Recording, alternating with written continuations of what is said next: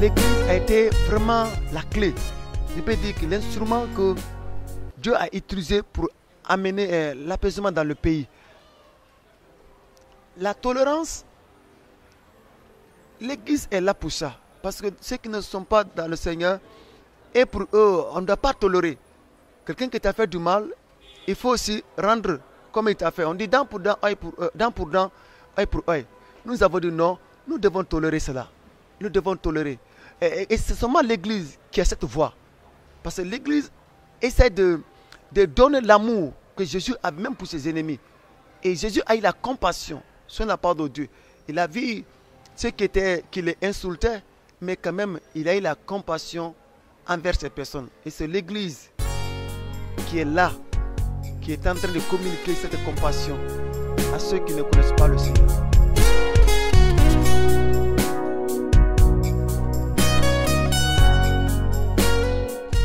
Comme actuellement dans le pays, nous voyons que c'est difficile, tout le monde parle de c'est difficile, il n'y a pas d'espoir maintenant.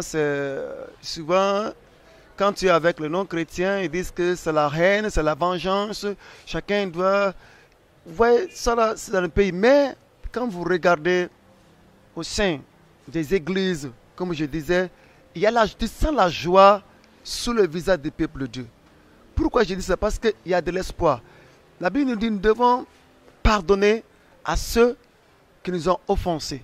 La Bible nous dit de cultiver l'amour. Il dit aime ton ennemi. Aime ceux qui vous ont fait du mal. Il dit ne haïssez pas vos ennemis. C'est pour cette raison, nous chrétiens, nous sommes en train aussi de cultiver avec ceux-mêmes qui ne sont pas les chrétiens. Quand nous sommes avec eux, et ils pleurent, mais nous essayons de leur communiquer la joie que nous avons. En leur disant, oui, c'est vrai, c'est difficile. Mais quelle que soit la durée, par exemple, du soleil, il y a temps viendra, il va toujours à la nuit. Et aussi que soit la durée de la nuit, il y aura toujours le jour qui va apparaître. On essaie de leur montrer qu'on doit accepter de se pardonner. On doit accepter de s'aimer entre nous. Parce que nous sommes un seul peuple. Malgré tout d'abord, bien sûr, nous avons différentes religions. Bon. Mais là, quand nous sommes ensemble, nous demandons que chacun doit être sensible pour partager sa joie, pour partager son amour. S'il est avec un frère ou une soeur qui n'est même pas dans l'église, il essaie de le consoler en disant, mon frère, oui, je sais que ce qui se passe c'est difficile, mais il y a de l'espoir.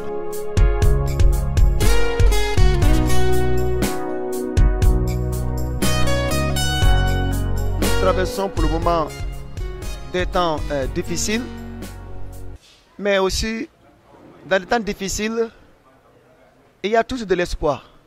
Je dis cela, lorsque Jésus était dans la pirogue avec ses disciples, il y avait la tempête qui était là, il y avait le vent qui était là, mais la Bible dit que le Seigneur était couché dans la barque.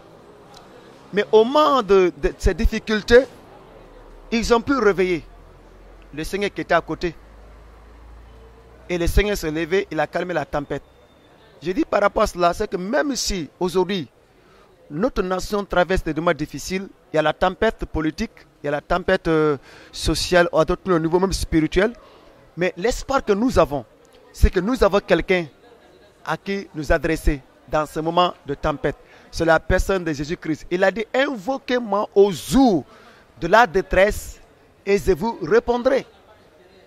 Et c'est ça que l'espoir actuellement de l'Église guinéenne. Parce que nous n'avons pas autre porte de sortie. La Bible même dit que Dieu est pour nous un appui et un refuge. Un soutien qui ne manque jamais dans la détresse. Il dit même si la terre tremble, même s'il y a les vases et marées, il dit Dieu est pour nous un Dieu de refuge. Pour cet appel que je lance, je veux que tous les Guinéens se ressaisissent de prier. Seulement la prière. Parce qu'avec la prière, toute chose est possible à Dieu. Actuellement, les gens sont demandés, mais on ne sait plus que faire, on ne sait plus que faire. Mais si vous regardez même l'atmosphère de l'église, on voit qu'il y a une joie sur le visage des chrétiens. Pourquoi? Parce que l'espoir se trouve dans la personne de Dieu.